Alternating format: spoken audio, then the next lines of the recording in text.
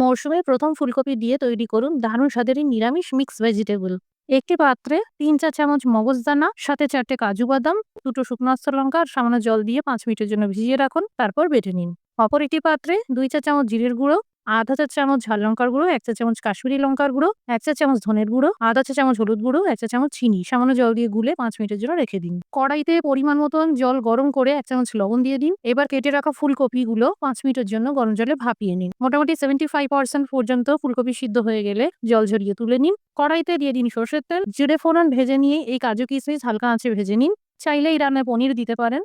একটা আলুকে কেটে এইভাবে দিয়ে দিন, ভাজতে থাকুন। সেই সাথে কিছু পরিমাণ বিনস আর একটা গাজর কেটে এইভাবে দিয়ে দিন আর ভাজতে থাকুন। এবার দিয়ে দিন 2টো টমেটো, আদা আর 3টে কাঁচা লঙ্কার পেস্ট। সবজির সাথে ভালো করে ভেজে নিয়েই দিয়ে দিন এই ভেজানো মশলা পেস্ট। আরো 3-4 মিনিট ভেজে নেওয়ার পর এই মগজদানা আর কাজু বাদামের পেস্ট দিয়ে দিন। সেই সাথে ভাপানো ফুলকপি দিয়ে দিন।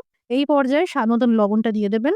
এখানে সাডেনলি ক্যামেরাটা অফ হয়ে গিয়েছিল, তাই শুট করা হয়নি। 1 গ্লাস গরম জল আর স্বাদ মতো লবণ দিয়ে সবজি সুসিদ্ধ করে নেওয়া হয়েছে। এবার আঁচটা বন্ধ করে সবশেষে 1 চামচ ঘি মিশিয়ে দিন। লুচির সাথে খেয়ে দেখবেন অতুলনীয় লাগে।